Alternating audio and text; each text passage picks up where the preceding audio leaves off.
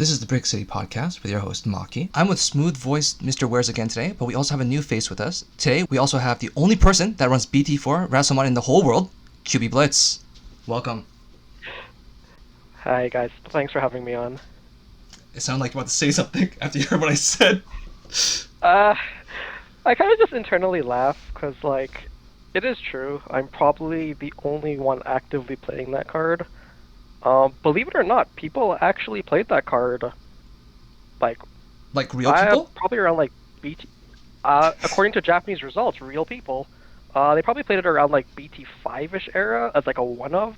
That didn't last very long, though, as you can imagine. It's been very hard trying to find inspiration to use that card, so I had to make it, my own deck myself. That's good. Well, couldn't you just use the Make Crack version and be like, yo, it's kind of like Rasio, but evil? I could, except it just doesn't add any synergy to my deck, which we will get into, I guess, during today, talking to the topics.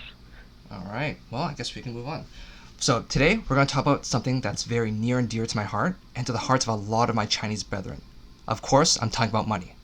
So, the topic is, how feasible is it to make Digimon a self-sustaining hobby?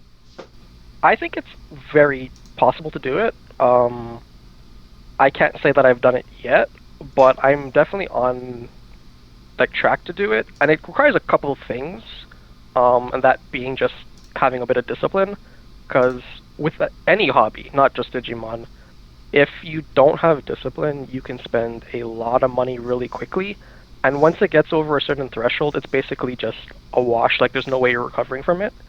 But as long as you kind of work towards that as being a goal, it's very feasible to do it within, I would say, a year, if not two. I'm gonna get called out a lot during this session, and as we're going through this, it's kind of hitting me a little bit more and more. Am I financially positive or negative in Digimon? Plead the fifth. No, but in all seriousness, no, I don't think there's any secret. I am in the negatives. For those that don't know, I collect a playset of every black art in the game, and on top of that, I am master setting by having a playset of every card in the game. Would I say that I fully agree with Kevin on that, so long as you have discipline and balance yourself out and sell the cards that you're not going to use, you'll be great. This game's really low to the ground and cost that way. I've missed that memo by a decent margin. So yeah, I'll say I'm financially negative, and we'll move on from there. Yeah, well, I can say, just for a record, that I've been playing the game for almost a year now, if not a year, and I am still within, a bit around 200-ish, in the negative, so it's not a considerable debt by most means. People spend that in, a set release, so it's definitely a doable goal. Well, to give more context, I think you're -2, but it's not like you don't buy boxes every single set release, right? You just grab singles? No. Yeah, I'm very frugal with how I do the game, because getting into it, I did want to keep the game sustainable with a little bit of discipline. I've kept it around $250 in terms of my all-in spending. That's with a lot of, I guess, restrictions that other players won't really put on themselves. So yeah, I don't buy boxes. I stick completely to singles and try to stay within the singles that I know I'll need. And thankfully the community is very gracious, and bulk that they don't want I can get relatively cheaply, if not just straight up free. TJ is one of my biggest benefactors, and I thank him greatly for that. So of course there is circumstances that allow me to be as low to the ground with my costs as I am. Honestly, I'm kind of jealous, but that you managed to get it just within the 200 barrier. I think back quite frequently to the for lack of a better phrasing, flashbacks to Nom. Although Nom in this case is BT9 for me, when Alphamon was a huge thing, and I think I ended up burning maybe just $200 alone on the playset of Altart Dorumons. And I think back on just how much I spent on that deck and how much it's worth now, and it hurts. Yo, have faith. Have faith. Alphalon will come back. Yo, BT13, Rule Knight support. They gotta do something. What is that? What is that? Like a year from now, maybe? True, but Yeah, just, probably. dude, just close your eyes, count the stars. It'll be over soon. Oh God! Wow. Are we still talking about this game? I think he might be saying that you won't wake up tomorrow. Oh, I mean, okay. now Well that then, now that you I have said zero you're regrets for my spending then. now that you said you're a little bit jealous of Kevin's situation, you're not gonna like hearing mine. I'm currently $762 plus. Get out of here. Yeah, I'm 762 plus. I know I make it sound like a hard thing, and I know it's really not. So long as, again, as Kevin said, you discipline yourself. But this shocks me. Like every time I sell my cards, I don't know. I start giving around deals and this and that, and like I never sell the cards when they're at that max value. You know, when everyone's hunting for them. Dude, I think. Yeah, but here's the thing: the 762 is like a combination of a lot of things. Like I think I've told you before, right? I take advantage of mom and pop shops. So, for example, like what I mean by that, all right, not some mafioso stuff like, hey, nice door here. It'd be a shame if it broke. But instead, I go to these shops. I know they have low traffic, so if I don't buy it, chances are it's gonna sit there forever. It's gonna lose value, and they're gonna have to take a loss. So I would say something along the lines of like, hey, look, I'll take a case if you can give me like 2 pre-release packs each instead, or give me some other extra stuff. So you're haggling. Oh, 100%. The best haggle I've done was, I think, during BT5. I went to a store, and I think I bought three 1.5 boxes, and I got them to throw in 7 of the not anniversary pack, the promotional pack 0.0, with the Gomamon and all that stuff. And that was when Gomamon was selling for $25 each. How the heck did you know what? I won't question it. That's some good fortune on you. Yeah. That's the Chinese blood in Andrew there. Oh, 100%. 100%. Dude, I think I did this, and me and Alex, right? Whenever something comes out, we're like, yo, can we find a way to like make money from this? Like, I think something recently we did was, do you remember the Tamer set with the Sakuyamon, Renamon, the Galmon, all that kind of stuff, and like the Alt-Art Impmon? I think I bought three or four boxes. All I know is I spent $170 on dollars worth of all those boxes, and I was able to keep one Impmon, one Sakuya, one Rena, Mega Gargle, and one Terriermon, and was still able to make back $156 after covering the 170. That's amazing. Yeah, but the thing is, it requires time. It requires time to like always be posting up there and all that other stuff. So that's the. Would you say that's probably your biggest win? No, that's not my biggest win. Oh gosh. My biggest win was BT9. BT9 because I was able to. Let me quickly check my notes here. So I spent $630 on roughly $630 on 5 boxes. I was able to make a profit of $408 and keep a place of Death X, one of which being Alt-Art. What? Yep. How? Cause I got 2 pre-release packs each for each box I got, and then some other extra stuff on the side because of some good haggling skills, and then I got, I think, super lucky again on some of the. No, that was extra. But yeah, it was pretty much the pre-release packs. Almost every single box got a Alt-Art secret, and then came with a deck as well. So I sold all the Alphamons ASAP, got rid of all that kind of stuff. I think I sold all of the cool boys I had because I didn't need them. I didn't run them for my deck. And yeah, good times. I think I bought all your Alphamons, didn't I? Yeah, you bought my Alphamons. Of course I did. Of course I did. So TJ, you're the reason he is this plus. You know what? I am probably a large portion to why a lot of people in this community plus out on their boxes because I don't haggle, I don't bark about prices.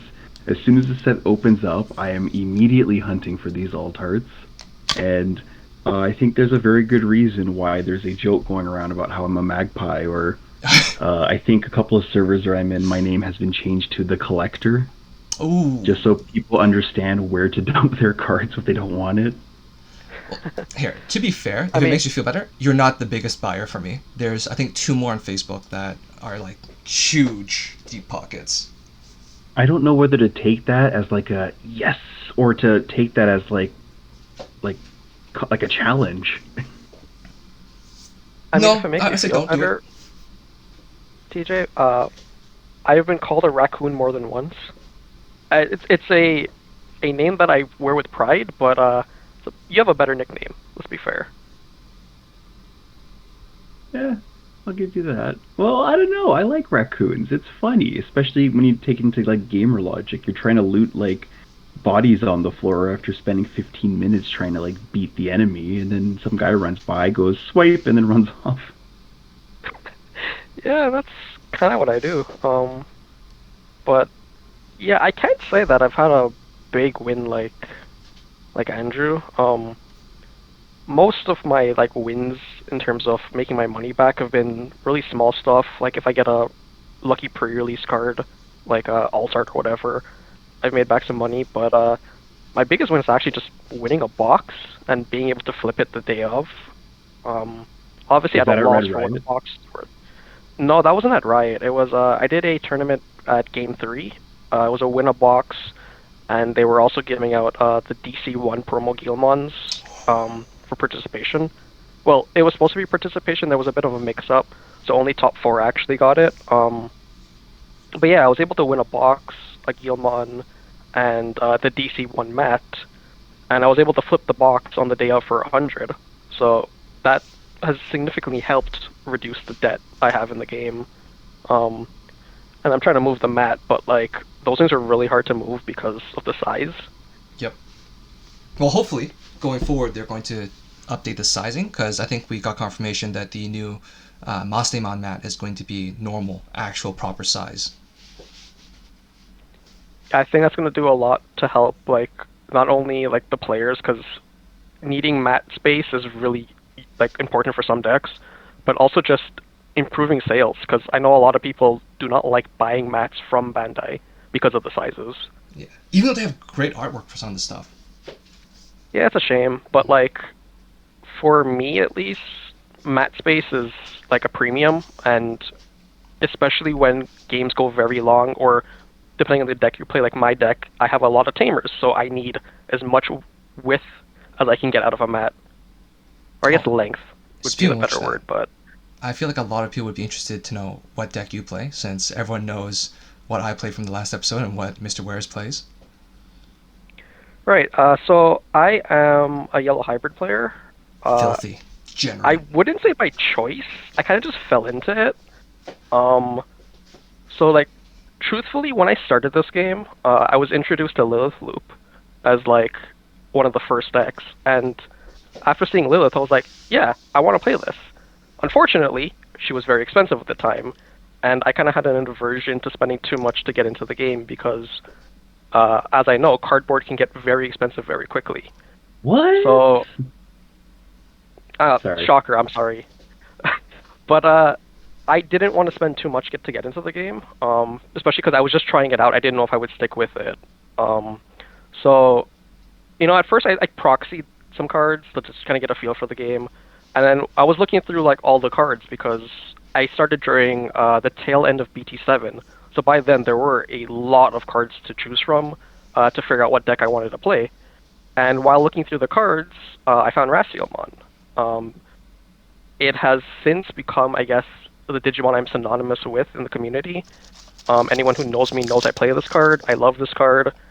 I literally built a deck that would support me turboing out this card as fast as possible. And then I've kind of tweaked it ever since to kind of like revolve around the way this card lets me play. And because of that, I ended up on Yellow Hybrid because at the time, it was the strongest yellow deck. It was also the deck that allowed me to get it out or get Raciel out the fastest. So I kind of fell into that, and then I've kind of never let go of it, Wait, despite how much Bandai hates this deck. if I remember correctly, you're in this community. You are well known for something else besides Racielmon. Something to do with time, maybe? So when I started, it was no shock that I would go into time a lot. The style of deck I had was very, very grindy.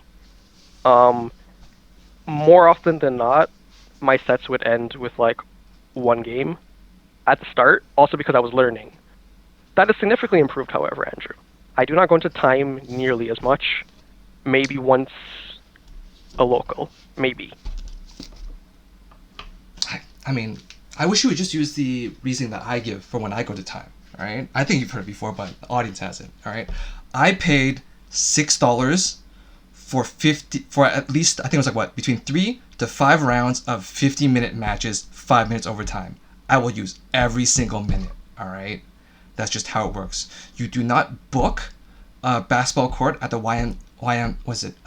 YMCA and leave after 30 minutes. You use all of it until next person comes. I mean, I respect that, but, you know, sometimes people want to play friendly games or, like, get a bite to eat between rounds. I can't keep everyone there sitting there forever. My games are friendly. They spent a lot of time to build that deck. I'm letting them use all 50 cards.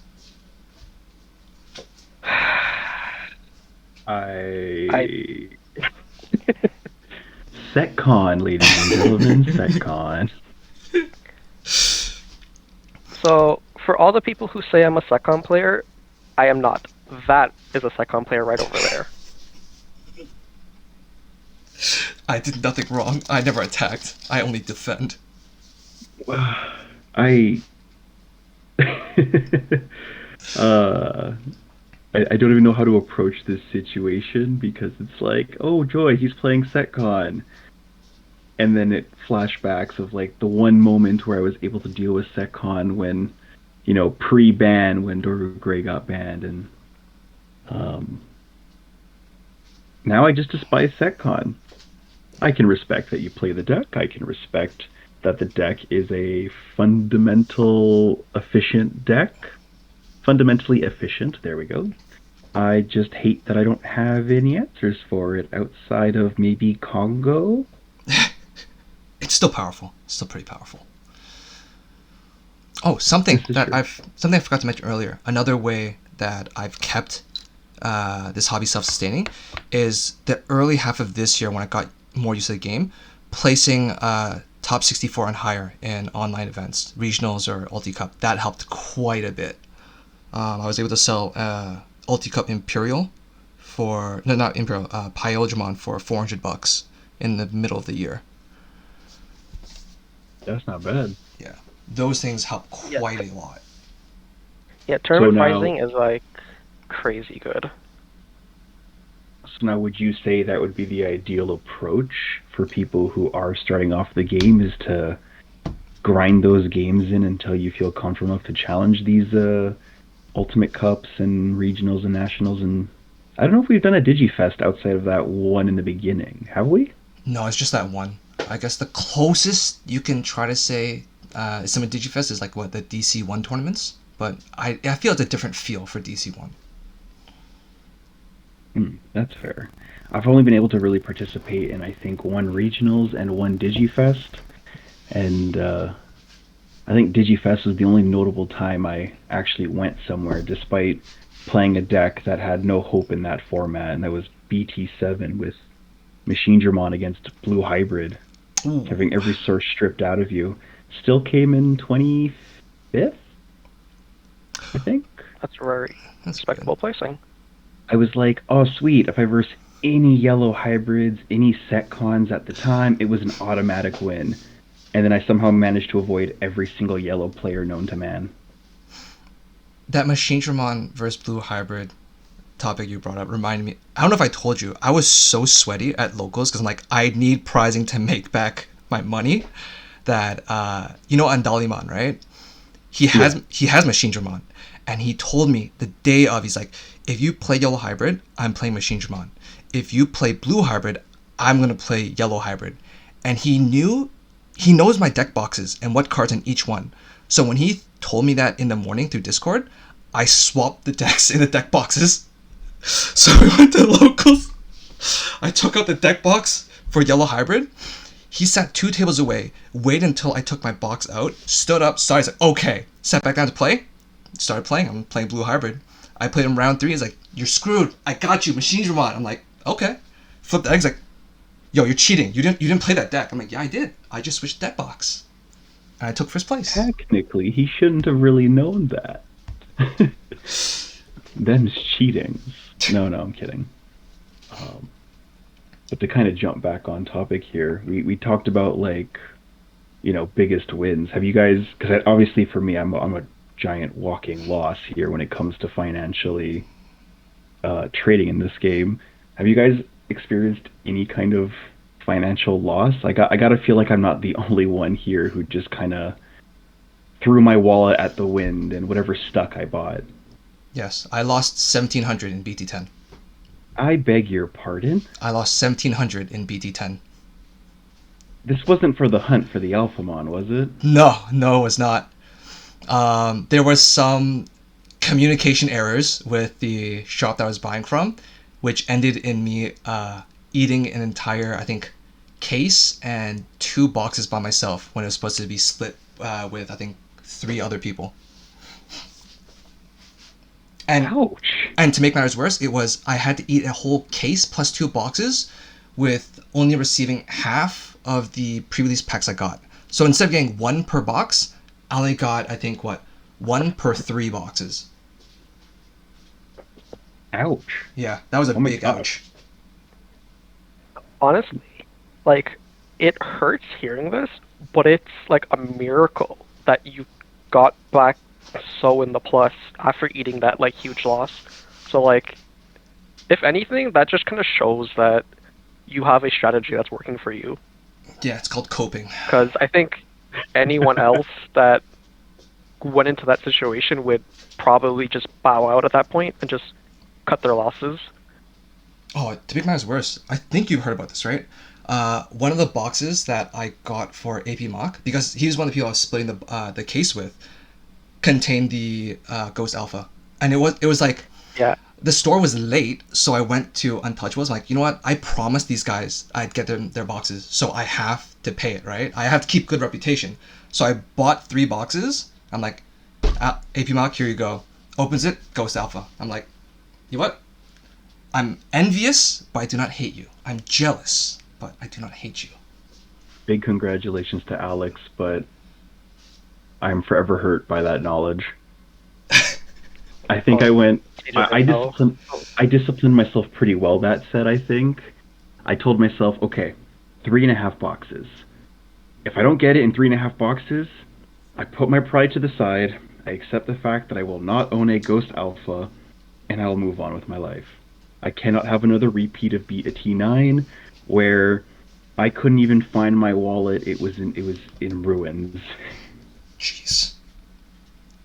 But I am, you know what? All the same, congratulations to Alex for getting that Alphamon. I hope he was able to sell it. No, he's keeping it. His girlfriend won't let him. That somehow salts the wound, because now I know he has it in his possession. And apparently it's dropped to $550, according to TCG Player. Still way out of my budget here. Maybe. But yeah, compared to either of you, I think my losses are very minimal. The one that has burnt me the most was in BT8, or like halfway through BT8. I bought a Lord Knight deck for about $115. It came with a couple like extra stuff as well, but that's the biggest purchase I've made on the game, like straight up. And oh god, I've lost money on that deck more than just the deck purchase, because I tried to make the deck work for about 2-3 weeks, and every locals I just bled money, because I would not even get X2. To I give think I went context, X3 on like all of them. when you bought that Lord Knight deck, what set were we in? So it was like I think at BT8, halfway through BT8. Oh, Jesus. So it was well past Lord Knight's prime. Um, Truthfully, I didn't need the deck. I needed like next to nothing of the deck. I kind of got it on like a spur of the moment. So to kind of break it down a little bit, the deck's price came from exactly like 12 cards. So they had at the time was 4 TKs, which were all about 10 to 12 bucks at the time. 4 promo pulse bonds, which were anywhere from 10 to 15, and the Lore Knights themselves, which were about 3 to 5, roughly speaking. So the entire deck was basically just those 12 cards. So in my mind, I needed the TKs, or at least I wanted them because they would elevate my deck. So I could get this. If the deck doesn't work out, I can just sell the pieces, still have a core, and make back most of the money I spent on it. Turns out that was really hard because no one wanted to pay $15 for a Pulsamon. Oh yeah. Since So it wasn't meta anymore? Makes sense. yeah, so I had the card, and then TK tanked. It's around $7, if not lower now because of the reprint. Pulsemon tanked, went from like 10 to 15 to I think like 4. And Lord Knight's worth about 70 cents. So basically, I just negged really, really, really hard. And to this day, it is the one thing I will joke, not really joke about, that I've just never financially recovered from that purchase. I know that would make a lot of people mad because obviously they neg harder on a single box sometimes. But for me, who is trying to make this self-sustainable, that was the worst purchase I made, and I have learned very well from that. Okay. Oh, how the mighty have fallen. I think at this point, I should clarify to listeners in case anyone feels like really depressed based off like, how much they've spent. It's not something to be ashamed about, because I always think about it this way, right? People that spend a lot of money on hobbies like this, it's similar to people who spend money to go on vacation or spend money to go to concerts, right? I don't understand it. I would never spend money to go to those concerts, but it's something that makes people happy, so, go spend it. Just, spend your money wisely. Don't Oh be yeah, me. yes. I'll also clarify, like, I'm not, like ragging on anyone who spends money on their entertainment. This is just my approach to this particular game. I came from fighting games as like my primary hobby, and I cannot tell you the amount of money I've burnt traveling to attend different tournaments on that game to get no return back. Like, I completely understand doing your hobby for like just the love of it. For Digimon, I just have a slightly different approach because I was pulled into this rather than this is a hobby I chose to get into of my own volition. Speaking of decisions, this one thing I really wanted to ask, which was, and I think Mr. Ware is going to help us with this. What is the reason that you want to max rarity your decks? Because I don't have a single deck that's complete max rarity. I think almost every of my decks are max rarity. I think first and foremost for me, with any game I've played to date, starting from like Pokemon, Duel Masters, Yu-Gi-Oh, Kaijudo, which some will argue is just Duel Masters 2.0, Magic the Gathering, etc., etc., etc. Let's not make the list too long here, but every game I play, the first and foremost point of attraction for me is the artwork. Is the artwork better? Which one is it better in? Regular art, alt art?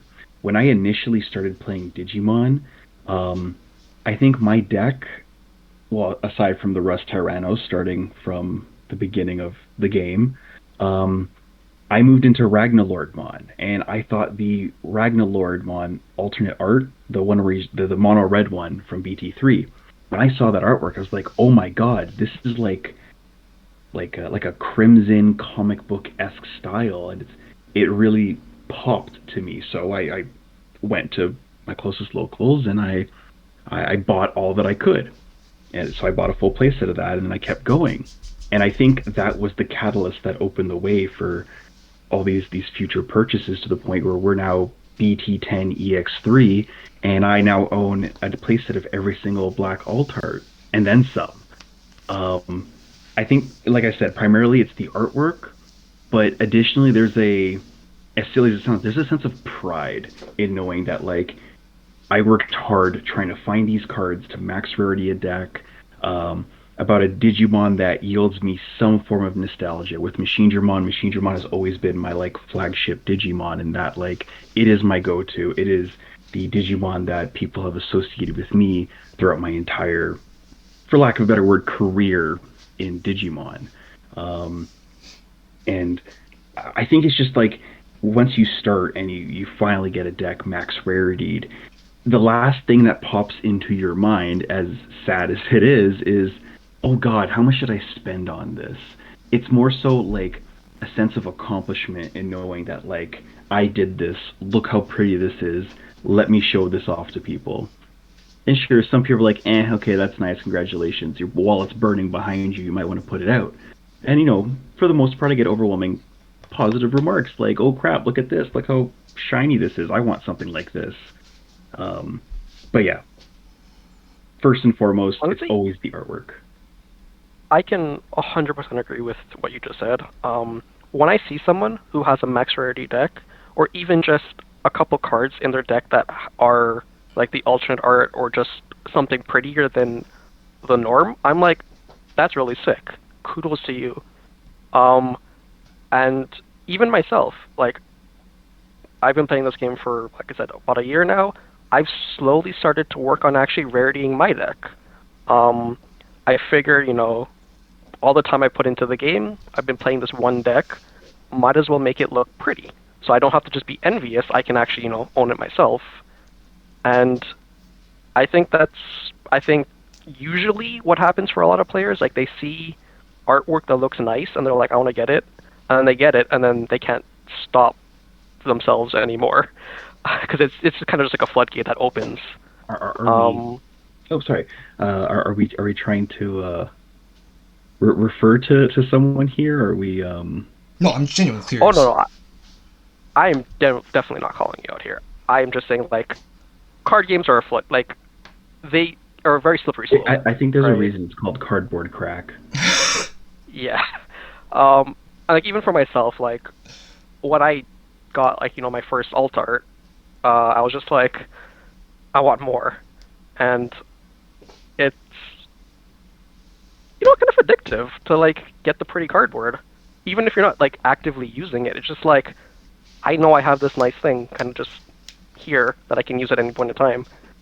Um, and, like, when you're playing games, like, day in, day out over the course of weeks, months, years, the aesthetics will keep you going longer than almost anything else. I think the aesthetics and community will probably keep you going longer than like whether your deck is necessarily the strongest, because even if you can't play competitively, there's always like casual games, there's always like friendly tournaments or like locals where everyone's screwing around. Um, and like knowing that you have that pretty deck will make you want to keep going with it. I agree with that. I see these alt art cards and like I want them, but when I see the price, I'm like, you know what? I can wait. I think I checked this morning because I have an Examon deck as well, and I saw that Alt Art Slayer was going for $6, and Alt Art Breaker is going for I think it was $3. And immediately I'm like, all right, cool. I guess I'm looking for them now because they are within my price range. Now, is this TCG unconverted we're looking at, or Yes, TCG unconverted. this hurts my soul? There. Yeah, and I think that's probably the most important thing because a lot of people will generally chase alt arts as soon as they come out. Like as soon as the set cracks, as soon as tournaments are done, they will chase those alt arts. And I think that's fine for availability because that's probably the best time you're going to get them because people are moving it in like wide circulation.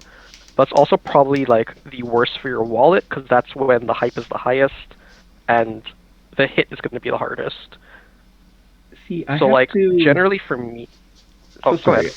Just I have to disagree in a little bit because there are special instances where it's actually better to buy an altart like during, for example, pre-release weekend than it is after the fact.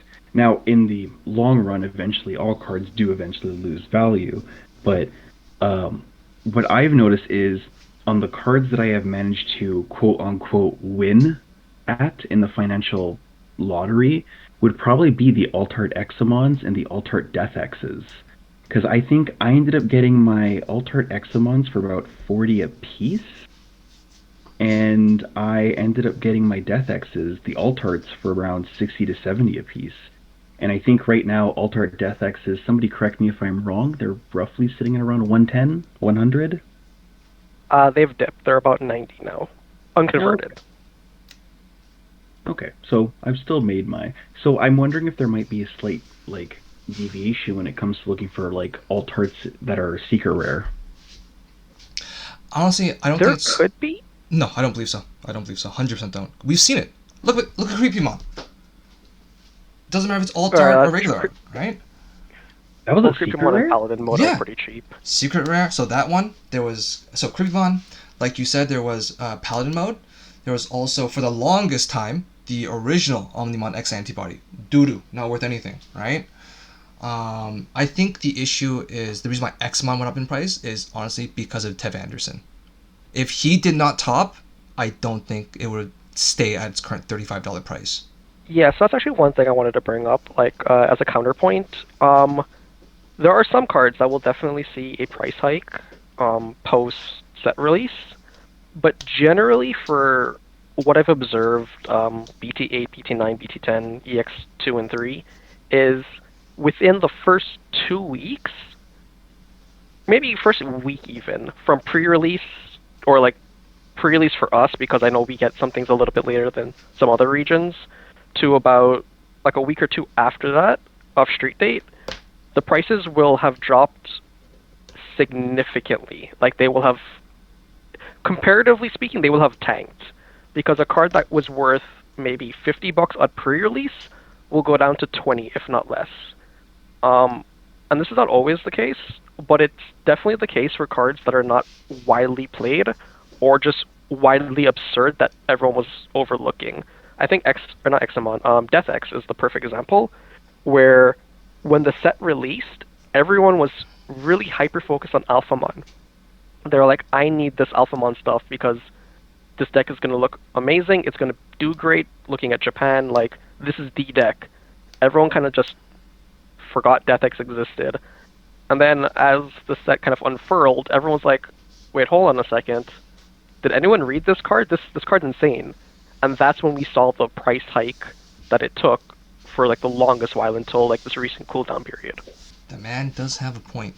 So like if we're playing sets as like stocks and like cards as stocks, I think it's less about like the card itself, unless it's like MC support or something, like things like Greymons, which will always have some relative value because they'll always print new support. But more just like, is this card tournament viable? Because at the end of the day, as much as people play this game for fun or people like collecting, it is a competitive card game, and cards that are competitively strong will generally be the ones that will carry some sort of price tag. And I think we see that every time like the meta shifts, cards are worth more or less based on that.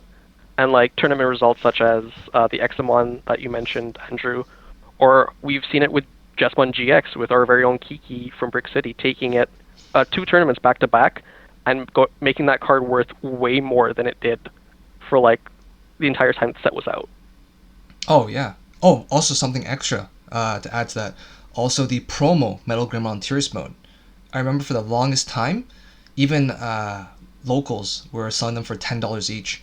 Now it's jumped to 24, and the reason why is because people realize you can run that in the BT11 Blackboard Greymon deck, so that you can have protection outside of just using an X antibody card. I think for a more recent really example, the promo Akuamon when it first came out was sitting at around $7 to $10. Yeah, that was ridiculous. That card has now jumped quite substantially, especially if you're hunting for the foils. Mm-hmm. But something I forgot to mention regarding people who choose to buy either max rarity or in this case to buy cards right when the set releases. There is another reason, which is that if they don't buy now, it's going to be very hard for them to find it later on when they expect the price to be lower. Case in point would be the anniversary Metal Greymon. I think it's dropped down to the lowest I've seen it's dropped down to was I think $11. I couldn't find them anywhere. I could not find anyone willing to sell at $11. I remember buying Yeah, mine at 20 apiece. yeah, that's the thing I did mention, right? Like availability is the biggest reason to buy at release because that's when everything is being circulated. If you wait a little bit too long, the card will become very scarce. Or if the price drops too low, people who like actually care about the economics of like their own economics and their spending and the gaining will not move the card because it's not financially worth it to move the card at that time, especially if like it previously garnered like way more money. So like that's always the risk, and I think weighing that as a player is the most important thing. For people who just don't want to play the game, getting minimum rarity is almost always like the best choice. You can get very playable, very competitive decks for like dirt cheap, sometimes $20 even. At like if you find it at the right time, and it just comes down to being persistent and hunting. Hunting is like the biggest thing, and it's making relationships with the community honestly helps a lot because there will always be someone in the community who has something you want, and vice versa, you'll have something they want. And once you've made those relationships, it's way easier to hunt because you can talk to them and they'll talk to people they know, and eventually you'll find what you're looking for. And I think TJ can probably honestly speak to this since whenever there's something he wants, there's like 100 people being like, take it. Yeah, I will wholeheartedly say that once you get yourself let me try again.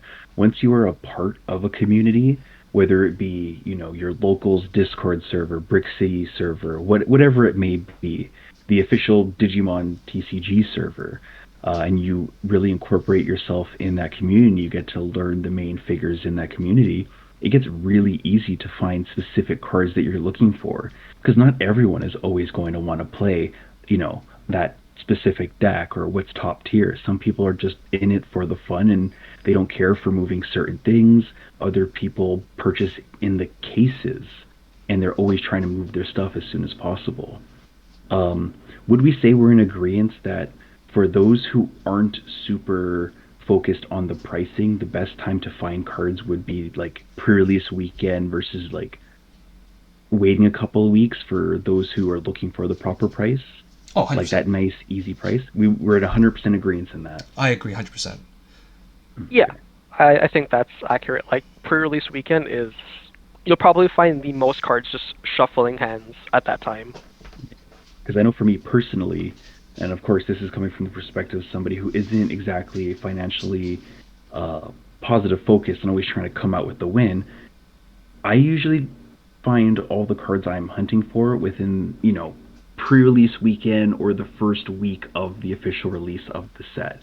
I think that's like the gold mine time for people who are specifically looking for alt arts because everyone's trying to move it. Everyone's of the understanding that, hey, if I wait a while, I'll be able to find these at a much lower price, sell high, buy low. I'm sure we can throw in some kind of stock joke or stock market joke, but generally, Kevin, when do you usually wait to buy your cards? Would you say you're more like waiting next couple of weeks, couple of months? I think for me, it depends on what that card's going to do for me. So like for BT10, we got the new introduction of Venusmon and Sakuyamon Miko mode. I refuse to call it maid mode, so I will be referring it as Miko for the rest of this podcast. Wow, what a weeb. So those two cards definitely helped my deck out a lot because they gave me answers to things I couldn't previously answer. The one being Congo. Congo would ruin my deck, and it's a large portion of the reason I lost during BT9 whenever I faced Alphamon. Venus gave me an answer to that by allowing me to buy back a turn where I can hopefully stabilize. So for myself, I know I needed it sooner rather than later. So I waited to about, I think, the first weekend or the second weekend after the street date to pick that up because, as I previously mentioned, like uh, about the first or second weekend, the prices dramatically drop, and at that point, like it was in a reasonable range for me to pick it up that I was comfortable spending, and not much really occurred between set release to that time. So it's not as if I lost a lot of value by not getting it early rather than later. Um, Same goes for Sakuyamon. Helps the deck, so I picked it up when the price kind of dropped to a reasonable amount. But that's not always the case. When Sakuyamon got support in EX2, I think I got all my cards within like the first week because I was really excited for that deck. So I picked up the entire core and then anything else I needed surrounding it. I included the Sakuyamon herself, the EX2 one, when the prices were slightly high for what I normally spend on like SRs, but funny enough, the card went up, so I won anyways. So for me, it all depends on like how much I want the card and like how much I need the card. And if it's something I'm really excited for, I will generally pick it up sooner rather than later because again, availability. But if it's something I know I can wait on, I will defer it for as long as I can because I want, for me, the best value I can get, which is usually wait for the most part the longest. I mean, it's perfectly responsible thing to do. Perfectly responsible thing to do. I respect it. I remember I tried to get you. Sometimes Me? I get it pre-release weekend because I usually buy 3 to 4 boxes, and in there I usually get everything I need. But the issue is I sell anything of high value. So even if it's a card that is 100% needed to build a deck, if it's not my main deck, I sell it, and I'm like, well, I guess I don't get to play it until the price comes down. Best example would be that's actually Ancient Greymon. That's actually smart. Yeah. I want to play it, but I'm like, I can't. Ancient Grey's too expensive. Even Blackboard Greymon, I want to play it so bad, but I'm like, I can't because they're selling for $10 each. I think there was a point where even the regular art Gaomon was going for $8 each. I'm like, no, I guess I don't play. Just sell it. I think I So I guess bought that's the offers difference from between you. us. Sorry, I didn't quite catch that. Go ahead, Kevin. No, go ahead. No, I was just saying, I think I also bought those offers from you. No, it wasn't Gaomon alt arts. I never got a single one. I never pulled one. I think it was the Blackboard Greymons.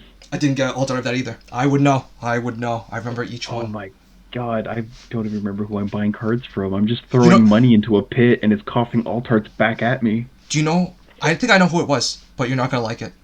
It was Alex, you racist. What? Oh god, insert joke here. Oh god. Mistook me for Alex. How dare you? I'm going to plead the fifth. But yeah, that's the difference between, I guess, like all of us. Like TJ, you get your stuff early because obviously you're the collector of us. Whereas I usually wait, but Andrew's just like, don't need it, sell. And I can't say the same because like if I pull something I really want, even if the price is expensive, I don't think I would pass it up. Case in point, my Sakuyamon Miko alt arts. I got one on pre-release weekend and it went up to $50, and I could have, sold it to like make back the money, but I was like, nah, I'm gonna keep this, and I still have it. And 2 more I've acquired because I have a problem. I won't lie. I probably would have sold it for 50 and then waited. Yeah. But I mean, also going back to like waiting for cards, I think case in point is just me and you because we had an agreement, right, with the Raguel alt art when it came out. Yep. So you reached out to me, you had asked, hey, are you interested in it? And I said, sure, but let's wait for street date. Yeah. And sure enough, we did. The price did drop, so you did take a loss, but it was kind of the best of both worlds for both of us because you had a guaranteed sale, and I had not pre-release date prices. And that's a good lesson to everyone listening. Don't be afraid to offer a counter offer, right? Asking doesn't hurt. We're all adults here. Mostly. Yeah. Yes. Haggling is a very strong thing as long as, again, you be respectful about it and kind of case in point to what I said earlier, the community, right? When you know the community, you are able to make relationships, and with relationships comes I scratch your back, you scratch mine. So everyone's willing to make a loss here to get a potential gain later, or just keep things friendly. And that being said, if anyone has a pre-release Racielmon, please sell it to me. I cannot find them anywhere. Please. Let's try to do a plug-in in the middle of a podcast. Do you know what? I respect the hustle. I respect it. Look, this is the only time I'm going to get my voice out to as many people as I can. I need to look for this thing. Oh, something interesting that I think people might want to know. Because we've already mentioned where we are financially for this game. I think something they would want to know, to put next to that number, is how many decks do you have built? It doesn't have to be tier 1. It could just be just decks in general that you play. I think I'll start first. So I've got Security Control, Examon, Blackwood Greymon, Ancient Grey, Beelstar, and then D-Reaper and D-Brigade. So that's 7 decks. Would we still consider D-Reaper as a top deck? I don't know if I've actually seen it on the listings for quite some time now, actually. So I think people are scared to play D-Reaper. Yeah. They're scared because if they see a single Jesmon or War Greymon, done. Yeah, Jesmon, War Greymon, and like Black War Grey to a lesser extent. I think these are all decks that can threaten D-Reaper. And because of that, a lot of them have gone into hiding. But I don't think they've really been looking at the meta, because when the set dropped, Jesmon was very popular, and like obviously everyone was playing them because they wanted to relive the previous Jesmon like hype back in BT6, I think it was. But as the meta has gone on and the format has shifted, not a lot of people are playing Jesmon anymore, and D-Reaper surprisingly does well against a lot of the decks, because like I played the testing with some friends who play D-Reaper. D-Reaper's still a problem. It's just they need to match up into not Jesmon, right? And especially for like regionals or like tournaments that have 9 rounds, that's asking a lot not to run into at least one, because if you do run into one, that's probably an auto loss. And like one loss can be the difference between making top 16 or bubbling out. But yo, X1 is still a good placing. I think guaranteed you're top 32. This is true. But yeah, in terms of decks, so I have Yellow Hybrid, which is my main deck, as I mentioned. I think that's my only like tournament viable deck. Other than that, I have Minervamon, Dark Knight, Sakuyamon, a Aeosmon, Green Gacha. What else? Oh man, I'm drawing a blank now. I have a lot of like for fun decks. Wait, so don't you have like Ophani? Kind of hard to keep track of them. Oh no, so I have what I've dubbed Cat Rush. So think of Ophanimon and think of Mastemon, and then strip away all of what makes both of those decks good. Throw in all of the Meikumon cards, and that's that deck. Okay. To put into perspective, I don't even have Gatomons, because I just don't own them because I never bought the starter decks. So it's literally just me hard playing like Meiku, Maycrax, and eventually making my way to either Mastemon or Ophanny through some sheer luck. But yes, you're right, I do have that. That is one of the decks I really love. I also have a really janky Jesmon deck that I've dubbed Sistermon deck, because I just play like 4 of each like Huckmon just so the deck can function, and then the rest is just filled with Sistermons. You can tell I'm not trying to win with these decks, they're just for fun. What about you, Mr. Wares? Yeah, I think I would say I have about like 10 decks, but like maybe 2 of them are competitively viable, depending on how you see Minervamon. I mean, it's getting support, right? So I think it's still good to keep in the back pocket. So I think for me personally, how would we define a competitive deck? I always find myself more in the rogue deck compartment. Decks are strong, but they have like one major flaw or weakness. I mean, once upon a time we could argue Alphamon, but I think that time has gone and passed. Right now, like in regards to competitiveness.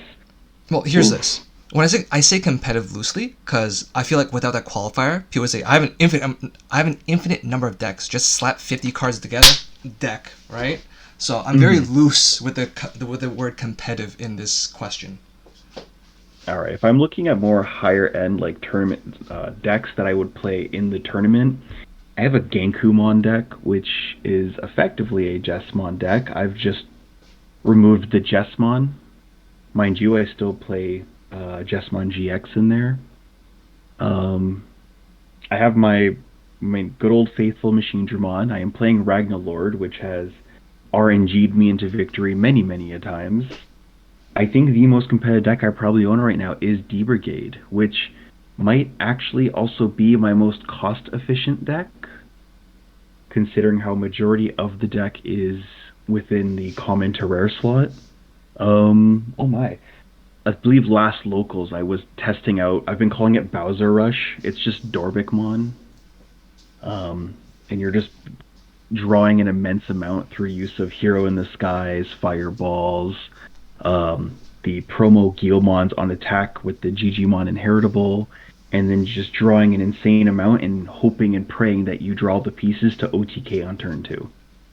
That one has been bringing me a ton of fun. I actually posted the deck listing on our BrickCity deck theory forums in case anyone's interested in looking at that or wants to give me any advice whatsoever on what they've been trying. But yeah, right now it's generally just in black. That's good. So in total though, like competitive or not, how many decks do you have, TJ? Oh, completed, ready to you can pick up and play it at any point. I probably have 10 decks ready at all times, and they're all max rarity. Just because I think our topic of today is the concept of finances, and yeah, I'd like to think I've spent a considerable amount of money on nostalgia. I'll look at it that way, not as I've spent a significant amount of money on cardboard. Speaking of spending money, I just realized this. When it comes to card games, it's not just cards we spend money on. It's not just cards that we spend money on. How much have you spent on custom sleeves, or just sleeves in general? Oh boy. Okay. Okay. I will say that prior to last weekend, I think it was last weekend, I had spent a grand total of $10 on sleeves from the start till now. What happened that has last changed weekend? Because I placed an order for not custom sleeves, but character sleeves. So when you combine the sleeve costs and shipping and over sleeves, it added up a little bit. So now I'm at about $35 all in on sleeves from the start till now, which is still really good. Don't get me wrong, but yeah, I was actually at $10 on sleeves up until 2 weeks ago, because I kind of wear my sleeves down into the ground until I can't use them anymore, and then kind of going back to this community being great. Alex tossed me a bunch of sleeves he wasn't using anymore because he has, in his own words, quoted a sleeve whore, and he loves fresh sleeves. So once they got a little bit too old for them, he was like, "They're yours now." Well, you gotta know, right? And that's kind of got me. AP Mac is rich, right? He's rich. He's got a rich fiance, so he doesn't care. For me, I think I've told you before, right? I've actually spent weekends using a Mr. Clean scrub to remove the smudges off my sleeves to keep using them again. That worked. You had it? Well, that's amazing. I've actually done the same with, not using a Mr. Clean, but I have sat there and scraped off grime from my sleeves to get them in condition where I could shuffle them and they wouldn't stick. Good God, man! Just buy new sleeves. Okay, it's not that I don't buy new sleeves. It's how often do I want to buy over sleeves? Because I've spent, I want to say, a couple hundred on sleeves, right? I think the single most expensive order, I think, was closer to $50, and those are for the Joey Wheeler custom sleeves. That's really expensive. It was from, what's it called? What's the website called? Your Playmat. No, yourplaymat.com. Dragon Shields are roughly, I think, $30 per order. That's before shipping. And last month, how much did I spend? 1 second. I spent $102 on I think it was 2 custom orders. I grouped it with AP Mock for an order. Yeah, I can't do that, man. Like, I admire anyone who has custom sleeves or art sleeves. They're pretty as hell, but they're so expensive. The only reason I bit on this one was because, like, the guy was selling them for really cheap, because it was like a Boxing Day sale. So I was able to get the sleeves themselves for pretty cheap, and then with an order split, shipping wasn't too bad either. So when we're looking at price of sleeves, are we talking about prices of sleeve, like roughly what we think we've spent on since beginning of the game? Because I will agree that, those official Digimon art sleeves that get released every so often, they're about, 10, $15 each. But I find the real cost with those is the upkeep cost of the oversleeves. Yes. I think if I were to just think about, so the machine, we'll use my Machine Dramon deck because that is probably my most played deck that I own. Second being Alphamon, but anyways, when I bought those Machine Empire sleeves, I think I got them for $15, but I think I have replaced the oversleeves for that Machine Dramon deck. I think I've replaced it at least 7 times since Machine Dramon came out in EX1. Yeah, I mean, like, after I've got to at least have spent $100 alone just on sleeves for Machine Dramon, and that's mainly not that's not even including the sleeves themselves, just the over sleeves. And unfortunately, a lot of the over sleeves that we do see anywhere, if people do know of better, quality over sleeves that you can order, please let me know, because the ones that we have currently that I've been utilizing are the clear matte ones, and they're good for about a couple of months, at least in my personal experience. But I think it also does vary on, how much play you're getting in, right? True. It's that, and also, So in if terms of, you clean them, right? Like me and Kevin. I try so to like keep in them, terms yeah. of durable oversleeves, we can talk after the stream after the podcast, CJ.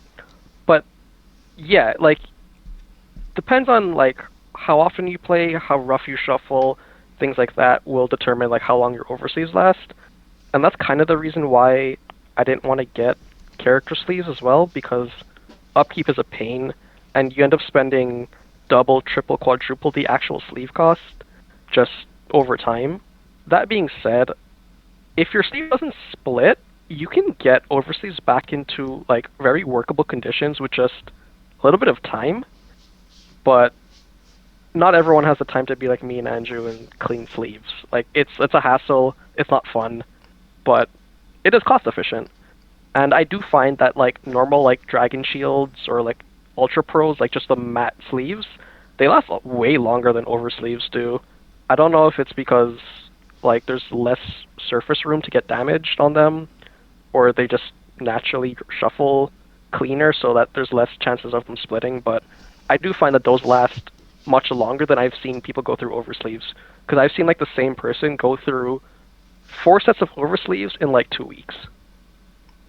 Well, to be fair, I choose to be cheap with my oversleeves by choice, because I won't name names, but there are some locals that will give you different pricing for topping, and I typically use that option to get oversleeves, so I don't have to keep paying for new ones.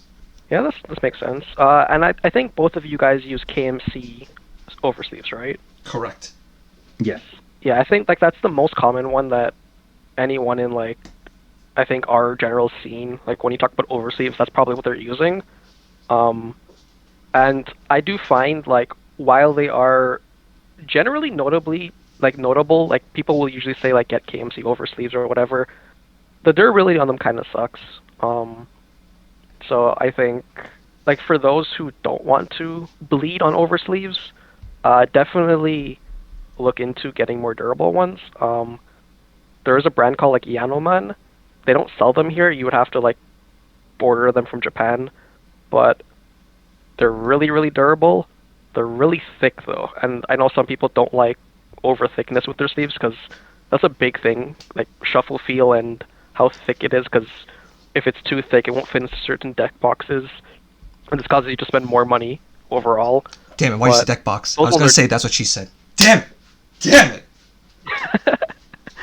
But yeah, like do some research on oversleeves. I know KMC is like what is generally available, but you will find that there is actually a ton of oversleeves, and each of them have their own pros and cons, and some of them are just more durable.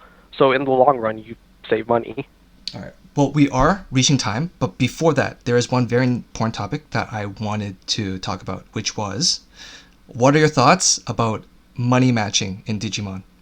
So I don't think I've seen this happen outside of a joke, but I think money matching coming from fighting games is something I'm just used to existing. Um, for those who don't know about the fighting game scene or like anything that happens in the community, uh, fighting games are can get very heated very easily, and a lot of the times it can be settled with an easy just, hey, I money match you this. We play best of 5, best of 7, best of 10. Whoever wins takes it, gets the pride, and gets money and goes home. So this is something I'm used to, and it seems that competitive card games aren't quite as like personal to say, like, to put it the best I can. Like, you don't really get too heated over a game. It's usually like you get salty, you leave, and then like 20 minutes later you're good again. So it's something I've occurred in Digimon. But I do think it's an interesting idea. You know, bring back that old Yu-Gi-Oh flair of you bet your rarest card, and if you lose, well, sucks for you. I just don't think it would catch on because some cards can be very expensive, and going back to like what we were talking about alt arts and hunting for them, if you lose your rarest card, that's a real bad time for you. All right, before I go on my story, Mr. Wares, any thoughts? So, for those who don't understand money matching, and for my own clarification, money matching is when you kind of, put your money where your mouth is. You put an ante down, right? Correct, yes. Yeah. Okay. So, I haven't seen any form of money matching within the Digimon community. In fact, I haven't seen money matching in a lot of different TCGs. I think the closest thing I can think of for money matching was once upon a time in Magic's older times. They actually had cards that specifically referred to anteing up cards, where, you would play this card in the middle of a match and you'd have to up the stakes, whether it's add an additional card to the ante or what have you. But I personally haven't experienced or seen anyone putting, money down on a match outside of, I think, friendlies. One or two friendlies that I can think of off the top of my head, really. I have actually seen a money match occur in front of me.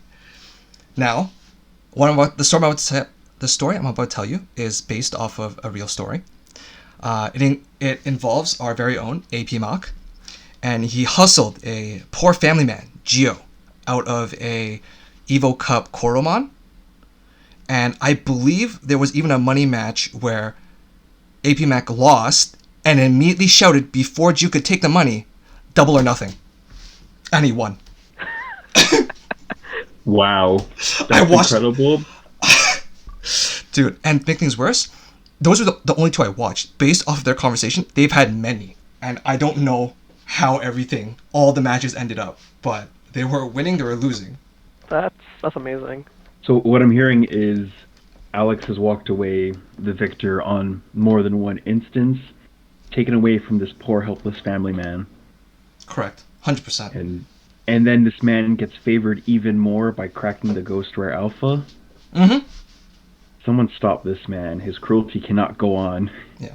Personally, I don't have the balls. I don't have the balls to do money matches. I can't do it. I actually, jokingly, and I was like kind of half serious, proposed a money match to someone. They had a Sukuyamon Miko alt art, and I was like, I'll give you my entire deck, which, for some clarity, contains a Sukuyamon Miko alt art, a Venusmon alt art, and I think at the time also an EP3 Zephyrmon, just to name a couple of like the money cards in the deck. So it was worth way more than the one alt art. Needless to say, he didn't take the deal. So yeah, I can definitely get behind money matches, but not everyone has like the stomach for them. Wait, speaking of stomach, and yes, this is relevant. I haven't done money matches per se, but I have versed people for chicky nuggets. That's right. Those count too. Yeah, like I have straight up gotten into like death matches with people in many different card games where where the loser has to buy the victor chicken McNuggets. No, we're not sponsored, but delicious. And I'll gladly take a sponsorship for McDonald's for more chicken nuggets. If you include that, then yes, I have participated. I didn't play, but I bet on a match and lost a junior chicken. Also to AP Mock. I think that was our starting when we first started our peasant tournament on the BrickCity server. And for those who don't know, the peasant format is you're only allowed to use commons and uncommons. And we ran a tournament event on the server where the winner would receive a Big Mac combo or a chicken nugget? We would like Uber Eats them like chicken McNuggets and all that stuff. And I think that was a running joke on the server for a good while. It was no joke. I actually had to buy that junior chicken. It was at like the locals that we went to right afterwards. Wait, I can't remember who it was, but somebody owed me like a McDouble, and you got stuck with the debt. Oh, that was another one too. That was another one too. We bet with other bets. All right. So I guess money matching in a very loose degree is a thing that you could see in here, but I think for the most part, it's all in good faith and all as a joke. Yeah. Except for Alex's cruel robbery of a poor family man. It's just, I don't even want to think about it, man. Like, he's a family to feed. And to think you guys had him on last episode. Yeah. I don't even know why I invited him, but that is all the time we have for today. Any closing remarks from either of you? Yes. Don't be a leprechaun. Don't be a magpie. Don't be me. Buy your cards within moderation. Please, dear God, save your soul. It's not too late. Well, first and foremost, thank you for having me on. It was great just chatting about Digimon and, like, I guess, finance in Digimon. Because it's something that, like, I kind of take, not personally, but, like, I view it strongly because, obviously, I want to get out of debt. So it was fun talking about that. And, yeah, for anyone thinking of getting into the game, it is cheap. It is financially possible, even if you don't have a lot. You can get out of debt if you, like, start in debt. But, like, I guess the biggest advice I would have is find something that you want to play that has longevity, because that's the easiest way to make your money back. Just having one deck that will carry you through thick and thin, like Yellow Hybrids. And hopefully we don't get hit again by another ban. Please, Bandai. I agree. All right. Thanks, everyone. That's all the time we have for today. Until next time.